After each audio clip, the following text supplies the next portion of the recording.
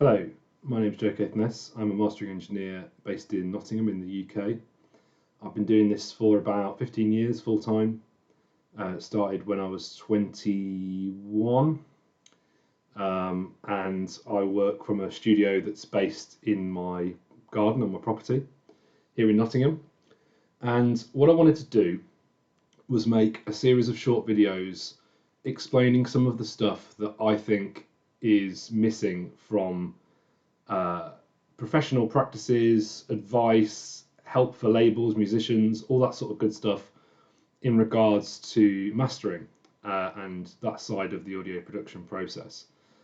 And I wanted to do it in this style, sort of short video, sort of vlog type style, because personally I find it a lot more useful when it comes to talking about the philosophical and the sort of headier side of music production, because I watch a lot of other people's videos about all kinds of stuff that I'm trying to learn, and I find this style quite useful.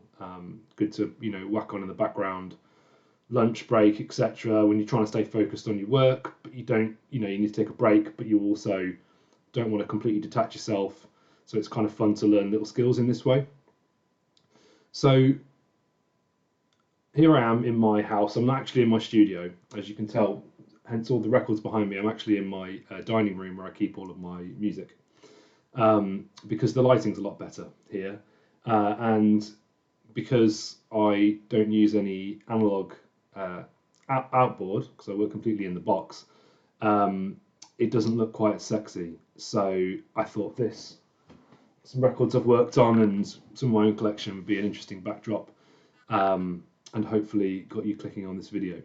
So the topic I want to talk about to kick off is something which you will see on every single mastering forum, Facebook group, Reddit, whatever.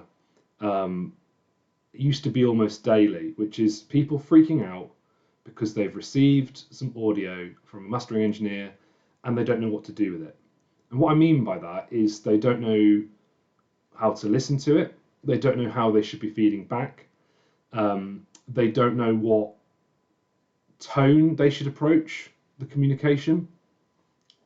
And it's something that I learned early on in my career, that I really need to be open-minded, have good communication skills, and adapt to different types of people, different personalities, different temperaments, which is a really important one.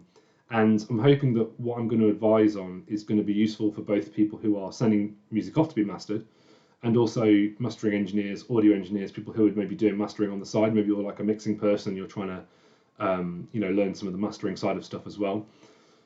So what I generally advise people to do is to not freak out, because people 9 times out of 10, when they receive a proof, for example, so the way that I work, I'll send you a proof of the album, like a full sequenced WAV, with all the fades, everything that I thought was right, everything that I'd interpreted from notes, etc. And then that's kind of like the opening gambit. I mean, a good more than 50% of the time, if we've communicated properly beforehand, that will pass, and we'll then go on to the production masters, which is the next stage. But we're going to focus on the proof stage at this point.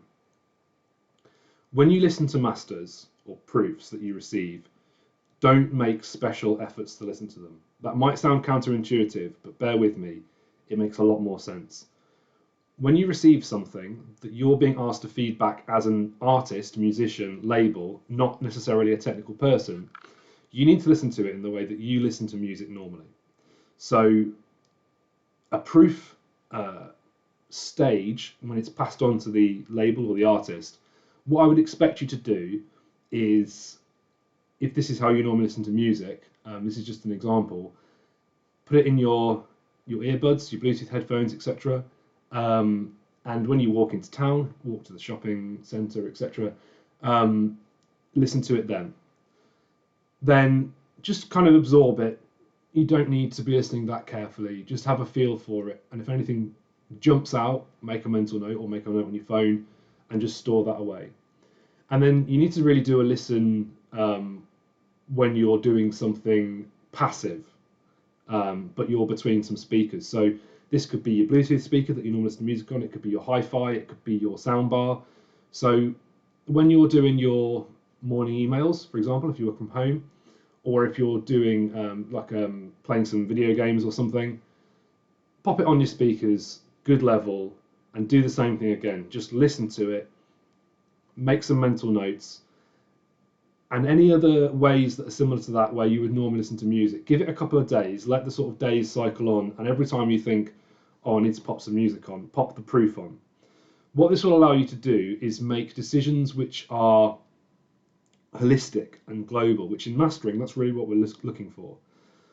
The complication of when you make special efforts to listen, say for example, someone's like, oh, I've got some great speakers coming up to the masters, or you go back to the studio you recorded it in to listen to, all of the issues that should really have been signed off by that point will start to rear their ugly head again. So for example, if you listen to it in the studio, you'll think, oh, that guitar tone, I'm not really sure about that. And really, when you get to mastering, you need to commit on all of that. And you need to be focusing on the bigger picture, because what you'll end up doing is hyper-focusing and losing this holistic, overall sound. And in mastering, what we're trying to do is we're trying to present the mix in the best light. We're not trying to really change the mix unless there's like really big issues, you can't get back to mixing it, or there's like a mad rush and it's like, can you do some mid-side stuff or whatever, or try and bring the vocal out? The answer is always maybe to that sort of stuff. Then once you've got your notes, pop them in an email and make it as clear and as plain as possible. I like doing stuff on just bullet point lines. So you might even split it down. So overall impressions, and then you might have like individual track stuff. So here's a good example of the sort of thing I'm talking about.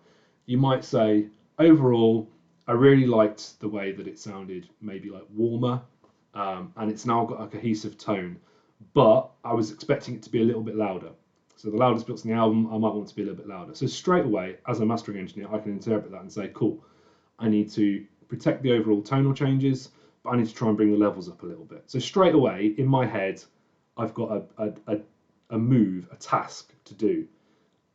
Then further on from that, you might look at stuff like individual track sequencing. So you might say, actually, this track's a little bit close to this one, or can we start the fade from further back because it sounds a little bit jarring. When I was, walking to the shops, I was kind of, bobbing along with the music, and I actually felt when we did that fade out, it kind of took me out of the moment a little bit.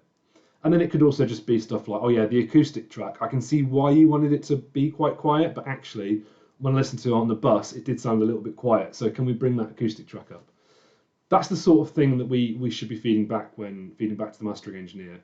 Some stuff to avoid is, unless you're really technical and you're like a mixing person, try not to take out any EQs or take out any processes yourself and try and apply it to the master, because you've already got a processing chain there. It's much easier to just make sure you hire a mastering engineer who can be flexible enough. And this is one of the reasons why I work in the box, which until recently has been fairly controversial. I'll talk about that another time, but I have in the past had lots and lots of different analog stuff and incredibly complicated chains, and I just scrapped it all after having an epiphany about the way I like to work.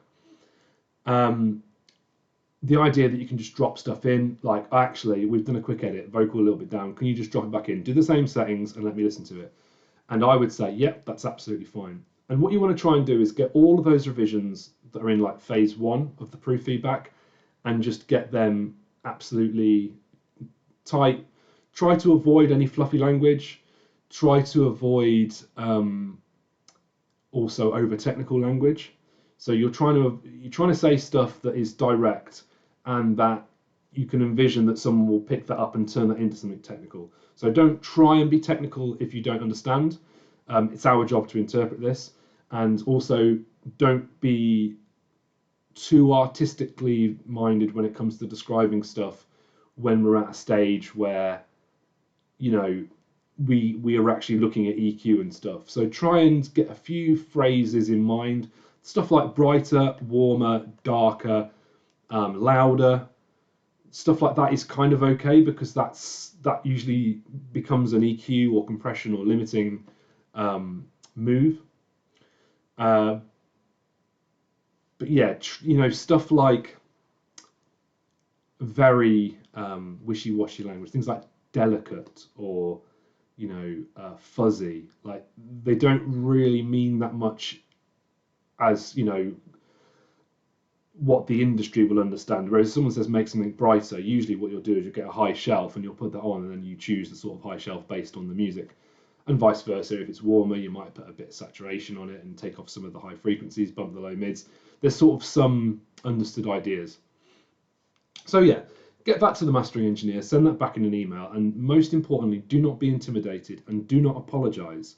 This is something which, especially British people like myself, do a lot when it comes to this process, is say, oh, I don't really know what I'm talking about, but actually I hated it, and getting really emotional about it. And really you could say, okay, so they've done this and this and this, but I'm not happy about this and this and this. And you can just write that and say, change this, do this, ask a question about this, and then a good mastering engineer will be able to then reply to your email with a similar line of emails and hopefully some audio.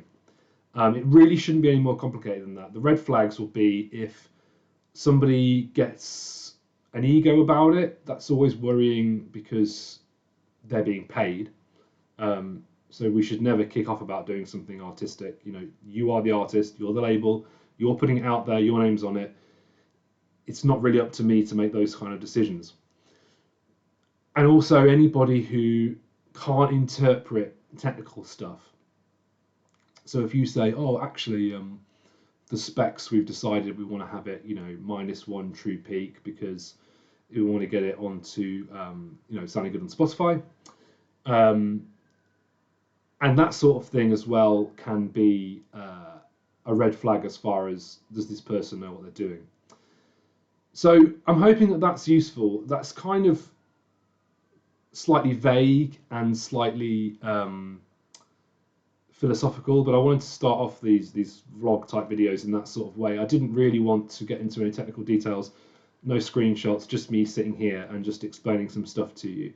If you have any questions, you can go to my website, joecaithnessmastering.com, and also contact at joecaithnessmastering.com or joecaithnessmastering@hotmail.com will get you to me. There's also a contact bit on the website.